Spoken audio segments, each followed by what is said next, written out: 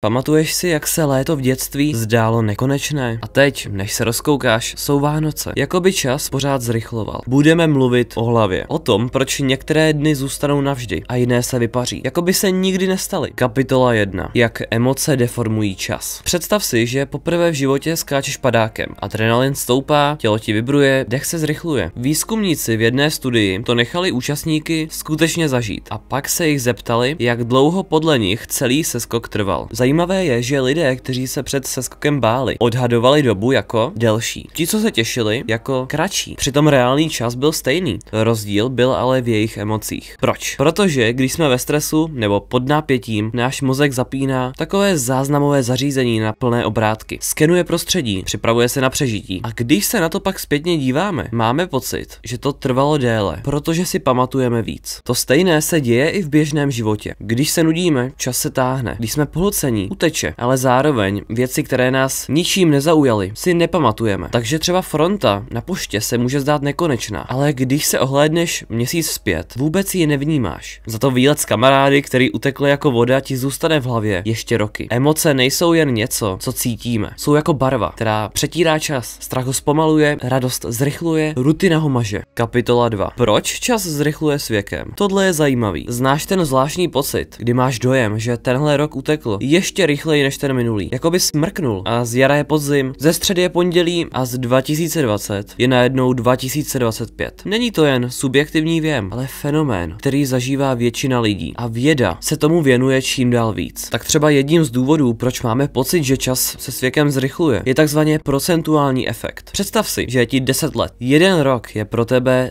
10% tvého života. Obrovská část. Každý den, každý měsíc se ti zdá dlouhý, protože tvoří značnou část toho, co si vůbec kdy prožil. Ale když ti je 50, jeden rok je už jen 2% života. Ten samý časový úsek se ti tak zdá menší, kratší a proto subjektivně uteče rychleji. Rok není už tak velký jako býval, ale možná ještě silnější vliv než matematika má paměť. Mozek totiž vnímá čas podle toho, kolik si toho pamatujeme. A my si pamatujeme především věci nové, nečekané a emocionálně výrazné. Právě proto nám prázdniny z dětství přijdou tak dlouhé. Pořád jsme objevovali nové hry, noví kamarádi, nová pravidla světa. Každý den byl zážitek a mozek si ho uložil. Ale v dospělosti ráno vstaneš. Snídaně, práce, oběd, maily, porada domů, Netflix, rutina bez překvapení. A když se podíváš zpět, nevidíš jednotlivé dny, jen jejich rozmazanou šňůru. Dny se slévají do týdnů. Týdny mizí ve vzpomínce jako voda v písku. Zkus si vybavit, co si dělal minulý čtvrtek. Pokud se ti nic výjimečného nestalo, pravděpodobně si nespomeneš. Ale pamatuješ si svůj školní výlet, dovolenou? Tyhle momenty zůstaly, byly výjimečné. A právě to z nich dělá milníky v naší vnitřní časové mapě. To, co zpomaluje čas, nejsou hodiny, ale nové zážitky. Výzkumy potvrdily, že lidé, kteří si aktivně hledají nové podněty, ať už cestují, učí se něco nového nebo mění zaběhlé rituály, vnímají čas jako bohatší. Nepotřebuješ jít do Thajska, stačí do práce jinou cestou, zkusit nový koníček, dát si jinou kávu než obvykle a večer si o tom něco zapsat. Tím si tvoříš kotvy, zážitky, které se ve vzpomínce nevymažou. A právě ty pak vytvářejí iluzi delšího života. Ne proto, že bys žil víc let, ale protože z každého z nich uděláš víc života. Holiday paradox. Proč dovolená trvá krátce, ale ve vzpomínkách dlouho? Představ si, že jsi na letišti. Let zpožděný o 3 hodiny. Nejde Wi-Fi, telefon má 4%. Kolem křičící děti. V tu chvíli máš pocit, že se čas zastavil. Minuty se vlečou, pak ale dorazíš na vysněnou dovolenou. Výlety, jídlo, moře, západy slunce a než se naděješ, sedíš zpátky v letadle a říkáš si, to nějak uteklo. Tenhle zvláštní rozpor má jméno. Holiday paradox. V realitě, v daném momentu ti čekání na letišti připadá nekonečné. Dovolená samotná naopak prolétne, ale jakmile se vrátíš domů, celý zážitek se přetočí. Na čekání si skoro nevzpomeneš. Za to každý výlet a večer u vína ti připadá jako kus dlouhého, naplněného týdne. Proč se to děje? Protože máme dva způsoby vnímání času. Jeden je prožívací, tedy to, jak čas vnímáš v reálném čase, a druhý je vzpomínkový, jak si čas zpětně pamatuješ. Tyhle dva způsoby se často chovají úplně opačně. V prožívacím čase ti nudné momenty, například čekání ve frontě, monotónní práce, přijdou nekonečné, ale mozek si je většinou neuloží. Nic zvláštního se neděje, není co zaznamenat. Když se pak ohlédneš zpět, zdá se ti, že ta doba utekla, nemáš v ní žádné kotvy. A naopak, zážitky plné novosti, ať už je to výlet, rozhovor s někým novým, nebo třeba první lekce potápění, běží rychle, protože jsi ponořený v dění. Jenže právě proto se ti pak ukládají do paměti jako jednotlivé barevné střípky a ve zpětném pohledu to pak působí způsobí, že ten čas byl dlouhý a bohatý. Tahle dichotomie může vysvětlit, proč dětství působí jako nekonečné léto a dospělost jako přeskakování mezi pondělky. Jako děti zažíváme pořád něco nového. První škola, první kamarádi, první chyby. Jako dospělí už se většinou pohybujeme v opakujících se strukturách. A tak se dostáváme k paradoxu. Čím víc naplněný je přítomný okamžik, tím rychleji běží. Ale zároveň právě tím bohatší stopu zanechá ve vzpomínkách. Pokud chceš, aby ti život nepřipadal jako rozmazaný sprint, ale jako smysluplná cesta, klíč leží právě v paměti, ve způsobu, jak ji aktivně tvoříš. Teď konečně kapitola 4. Jak zpomalit čas. 3 cesty, jak vytvořit více vzpomínek. Když se zeptáš někoho, kdo medituje nebo dlouho cestuje, jak vnímá čas, často uslyšíš totéž. Zdá se mi, že toho víc zažívám. Věda tomu rozumí podobně. Pokud chceš, aby ti život neproklouzával mezi prsty, potřebuješ 3 věci. Nové zážitky, zpětné ukotvení neboli reflexy a přítomnou pozornost. Pojďme se na každou z nich podívat podrobněji. Za prvé, novost jako kotva. Čím víc je tvůj den jiný než ty předchozí, tím silnější stopu zanechá v paměti. Studie Americké psychologické asociace to ukázala na prostém úkolu. 2 skupiny studentů počítali podtržená čísla v řádcích. Jedna skupina pořád hledala číslo 5, druhá pokaždé jiné. Obě dělali totéž 2 minuty, ale druhá měla pocit, že čas běžel pomaleji, protože byl naplněn novými podněty. Jinými slovy, rutina maže čas, novost ho prodlužuje, ale neznamená to, že musíš okamžitě vyrazit na Kilimanjaro. Novost může být i jemná, zkus jet jinou trasu do práce, změnit pořadí ranních rituálů, jít na procházku bez cíle nebo třeba ochutnat úplně nové jídlo. I malá změna může vytvořit paměťovou kotvu, která se ti později vybaví a rozšíří pocit, že jsi skutečně žil. Za druhé, reflexe. Zastavení v běhu. Většina dní nám uteče, protože si je nikdy vědomě neuložíme. Jen se stanou a zmizí. Právě tady přichází na řadu psaní deníku, nebo jen jednoduchá otázka. Večer před spaním. Co se dneska stalo? Co stálo za zaznamenání? Nemusí to být nic velkého. Někdy stačí moment, kdy tě někdo rozesmál, nebo kdy jsi se zachoval líp, než bys čekal. Autor Matthew Dicks tomu říká úkol života. Každý večer si napiš jednu jedinou větu o tom, co ti z dnešního dne přijde jako nejzajímavější nebo nejvýznamnější. Po pár týdnech se stane kouzlo. Tvoje dny dostanou tvar, nezmizí a zůstanou zapsané. A co fotografie? Fungují podobně. Nemusíš být fotograf, stačí, že si v určitém momentu řekneš, tohle chci zachytit. Ať už jde o snídani s kamarádem, náladu v ulici nebo západ slunce z okna vlaku. Tím, že si řekneš tady a teď, vytváříš kotvu. Mindfulness. Přítomnost jako dovednost. Zní to jako klišé, ale funguje to. Když si plně v přítomném okamžiku, čas se zpomalí. Studie z roku 2015, kterou vedli výzkumníci z univerzity v Jeně, ukázala, že lidé s dlouhodobou zkušeností s meditací skutečně vnímají čas jinak. Měli méně pocitu časového tlaku. Častěji popisovali dny jako roztažené a celkově vnímali plynutí času pomaleji. Jinými slovy, jejich život se jim nezdál jako sprint, ale spíš jako pomalejší, hlubší chůze, kde mají čas rozlížet se kolem. A to není náhoda. Vědomá přítomnost má totiž zásadní vliv na to, co si z každého dne zapamatuješ. Protože naše paměť neukládá dny podle délky nebo důležitosti, ale podle intenzity pozornosti. Když jsi přítomný, když skutečně vnímáš, co se děje, jak chutná káva, jak zní ulice, co cítíš v těle, tvoříš vzpomínky a ty pak zpětně roztahují čas. Možná to znáš, jsi na procházce, ale místo toho, abys vnímal cestu, přemýšlíš nad zítřejší prezentací. Jíš oběd, ale u toho scrolluješ telefon. Takových momentů máme denně desítky a většina z nich v paměti nezůstane. Pro mozek totiž nebyly přítomné, ale když se jednou za den vědomě zastavíš, zůstane to. Čím víc takových okamžiků nazbíráš, tím pomalejší a naplněnější ti tvůj život bude připadat. Nemusíš kvůli tomu hned začít meditovat půl hodiny denně. Začni malým rituálem, třeba tím, že si ráno 30 vteřin sedneš a soustředíš se jen na svůj dech, nebo že se při chůzi zaměříš na zvuky kolem sebe, nebo že si během jídla zakážeš jakýkoliv displej a dáš si 3 minuty na to jen být. Je to jako trénink. Čím víc to děláš, tím silnější ta schopnost je. Tím delší, bohatší a opravdovější se ti každý den bude zdát. Takže ano, zní to jako klišé, že žij přítomností, ale když víš proč a jak, může se to stát jedním z nejsilnějších nástrojů proti tomu, aby ti život proklouzl mezi prsty, protože přítomnost je to jediné, kde se tvoří vzpomínky. A právě vzpomínky dávají našemu času tvar.